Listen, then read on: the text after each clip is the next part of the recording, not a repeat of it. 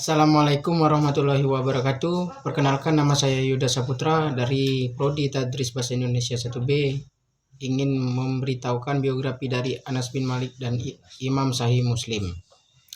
Baiklah, yang pertama, biografi dari Anas bin Malik.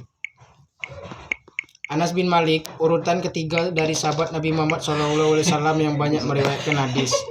Ia meriwayatkan sebanyak 2.286 hadis. Anas bin Malik bin Nadar Al-Khazraj lahir 612 dan wafat 709 atau 712 Masehi. Beliau adalah Anas bin Malik bin Nazor bin Domdom bin Zaid bin Harum bin Jundub bin Amir bin Ghanam bin Adi bin An-Najjar Abu Hamzah Al-Ansori Al-Khazraji. Dia termasuk kerabat Rasulullah dan dari jalur istri Rasulullah. Ia juga muridnya, pengikutnya, dan sahabat yang terakhir meninggal dunia. Ia adalah pembantu Rasulullah dan seseorang yang banyak meriwayatkan hadis darinya. Ibunya adalah Ummu Sulaim Malika binti Milhan bin Khalid bin Zaid bin Haram, istri Abi Tolha Zaid bin Sahal Al-Ansori. Ketika Nabi Muhammad SAW datang ke Madinah, Anas masih berumur 10 tahun dan ketika itu juga ibunya datang kepada Nabi SAW dan berkata kepadanya, "Ini adalah Anas, anak yang pandai yang akan menjadi pembantumu." Maka Nabi pun menerimanya. Anas lahir ketika Rasulullah datang ke Madinah. Pada waktu itu Anas masih berumur 10 tahun dan ketika Nabi Muhammad wafat, Anas masih berumur 20 tahun. Jadi, Anas lahir 10 tahun sebelum tahun Hijriah atau bertepatan dengan tahun 612 Masehi. Ibunya juga seorang yang pandai dan telah masuk Islam sehingga Anas pun dari kecil telah memeluk agama Islam. Gelar Anas yang diberikan Rasulullah kepadanya dengan Abu Hamzah atau Sina. Keilmuan dan periwayatan hadis yang Anas lakukan disebut adalah seorang mufti, qori, muhadis, dan perawi Islam. Dia mendapatkan banyak ilmu dari Abu Bakar, Rasulullah SAW, Umar, Utsman, Mu'ad, Usaid Al-Hudair, Abu Tolha, ibunya sendiri Ummu Sulaim putri Milhan, bibinya Ummu Haram, dan suaminya Ubadah bin Samit, Abu Zar, Malik bin Sa'ah, Abi Hurairah, Fatimah, dan masih banyak yang lainnya. Darinya juga banyak mencetak orang-orang penting, diantaranya adalah Al-Hasan, Ibnu Sirin, Asy-Sya'bi, Abu Kilabah, Makul, Umar bin Abdul Aziz, Sabit Al-Banani, Bakar bin Abdillah Al-Mazani, Az-Zuhri, Qatadah, Ibnul Munkadir, Ishaq bin Abdillah bin Abi Tolha, Abdul Aziz bin Suhaib, Syu'aib bin Al-Habab, Amru bin Amir Al-Kufi, Sulaiman At-Taimi, Hamid At-Tawil, Yahya bin Said Al-Ansori, Kasir bin Salim, Isa bin Toman, dan Umar bin Syakir. Dan para sahabat beliau yang siko lebih dari 150 orang, sedang yang lemah sekitar 190 sahabat.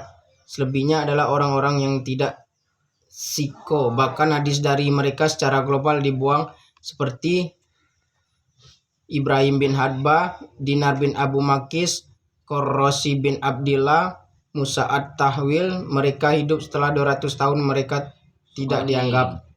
Anas menemani Nabi SAW dengan sempurna. Ia benar-benar sempurna dalam bermulazamah pada beliau sejak beliau hijrah sampai meninggal. Dia juga banyak mengikuti peperangan bersama beliau, juga berbaiat di bawah pohon atau pohon baiat Ridwan. Anas jika berbicara tentang hadis Rasulullah, maka setelah selesai ia mengatakan, sebagaimana yang dikatakan Rasulullah, Musnad Anas sebanyak 228 yang disepakati Bukhari dan Muslim sebanyak 180 hadis. Dan yang hanya dalam riwayat Bukhari 80 hadis dan Muslim 90 hadis. Doa Rasul terhadap Anas yaitu ibunya datang kepada Rasulullah dan berkata, "Wahai Rasulullah, ini adalah Anas, anak yang cerdas yang mau membantumu. Kemudian Anas diserahkan kepada Rasulullah dan beliau pun menerimanya. Ibunya pun memohon kepada Rasulullah dan untuk mendoakan Anas, maka Rasul pun berdoa untuknya. Ya Allah, perbanyaklah anak dan hartanya, serta masukkanlah dia ke dalam surga. Dalam riwayat lain, Ya Allah, perbanyaklah harta dan anaknya, panjangkanlah umurnya, dan ampunilah dosanya.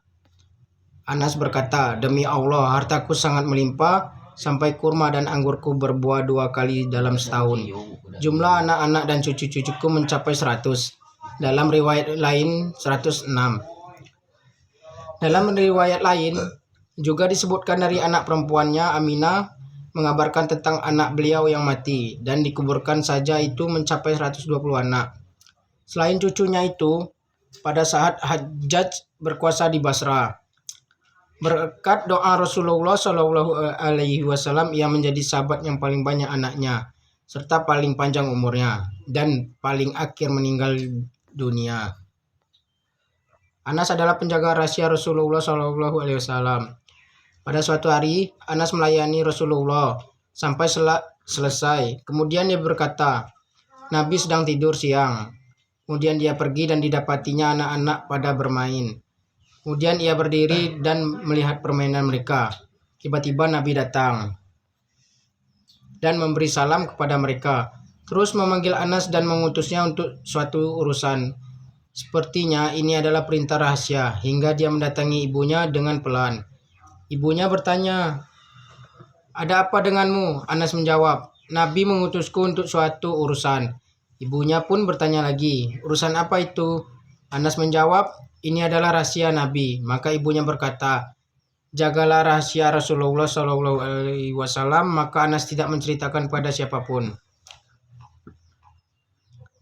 Pada suatu hari, Rasulullah dan mengutus Anas untuk suatu hajat. Kemudian dia berkata, demi Allah, saya tidak akan pergi. Dalam hatiku, aku akan pergi kalau Nabi menyuruhku. Kemudian, dia pergi dan melintasi anak-anak yang sedang bermain di pasar. Maka tiba-tiba Rasulullah memegang tengkunya dari belakang. Kemudian dia melihat kepada beliau. Ternyata beliau tersenyum dan berkata, wahai Unais, pergilah sesuai apa yang kamu perintahkan. Maka Anas menjawab, baik Rasulullah, dan saya akan pergi. Anas berkata, demi Allah, saya telah menjadi pembantu beliau selama 9 tahun. Saya tidak mendapatkan beliau komentar apa yang aku kerjakan. Kenapa kamu berbuat seperti ini dan begini? Atau sesuatu yang aku tinggalkan? Kenapa kamu tidak berbuat seperti ini? Anas telah menjadi pembantu Rasulullah SAW bertahun-tahun, tetapi beliau tidak pernah mencelanya sama sekali.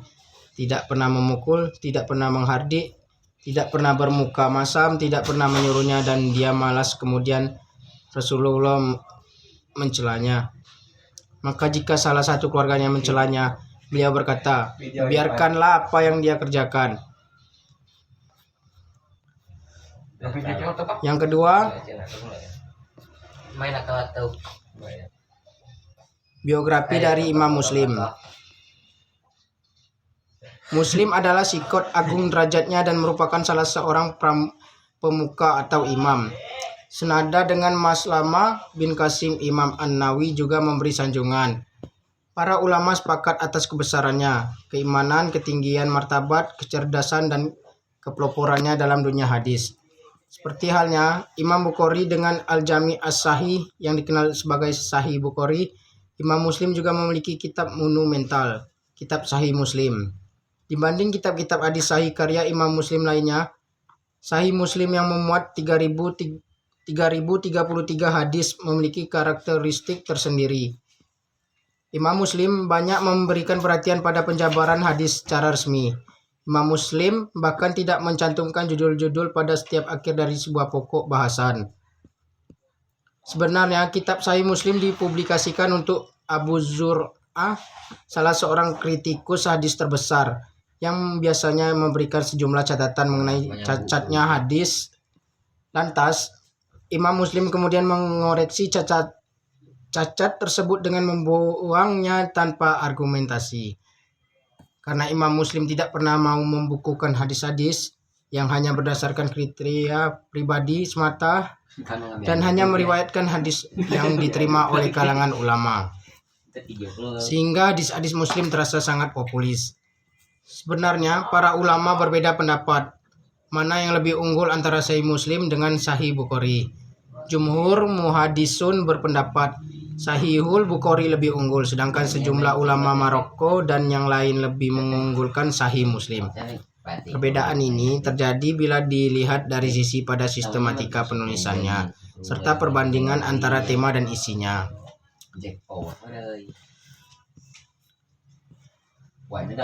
Biografi Imam Muslim yang lain, menurut pendapat lain, yang bernama lengkap Imam Abdul Husain Muslim bin Al-Hajjaj bin Muslim bin Qausyaj Al-Qusyair An-Naisaburi. Imam Muslim dilahirkan di Naisabur tahun 200 Hijriah atau 817 Masehi. Naisabur saat ini termasuk wilayah Rusia. Dalam sejarah Islam, Naisabur dikenal dengan sebutan Mawara An-Nahar, daerah-daerah yang terletak di belakang Sungai Jihun di Uzbekistan, Asia Tengah. Naisabur pernah menjadi pusat pemerintahan dan perdagangan tidak kurang 150 tahun pada masa dinasti Samanid. Tidak hanya sebagai pusat pemerintahan dan perdagangan, kota Naisabur juga dikenal saat itu sebagai salah satu kota ilmu. Bermukimnya ulama besar dan pusat peradaban di kawasan Asia Tenggara. Kecenderungan Imam Muslim kepada ilmu hadis tergolong luar biasa. Keunggulannya dari sisi kecerdasan dan ketajaman hafalan, ia memanfaatkan dengan sebaik-baik mungkin.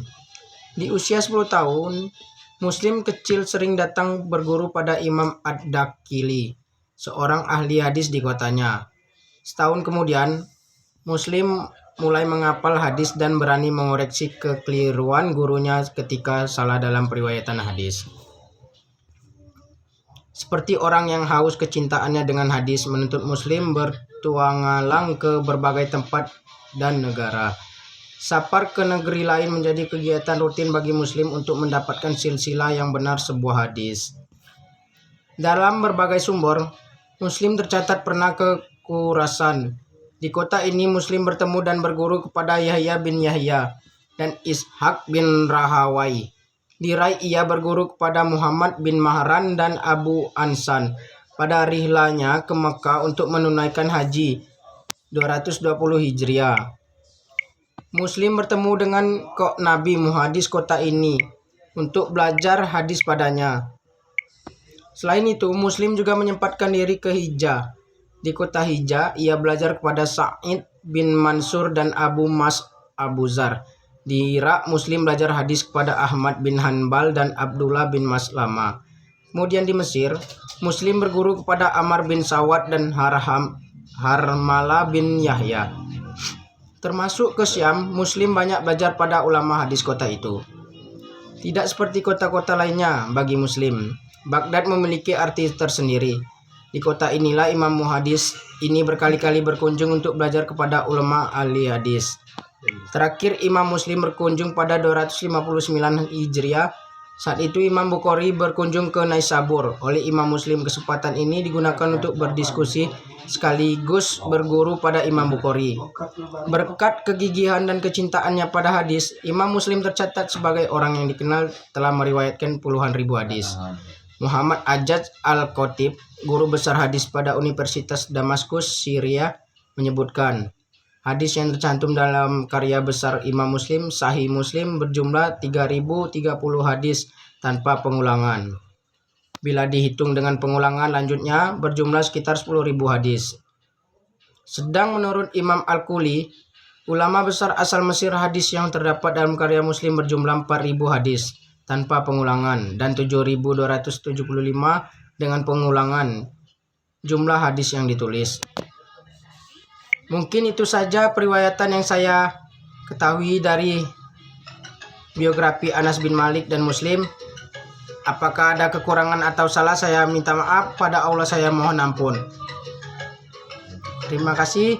Wassalamualaikum warahmatullahi wabarakatuh.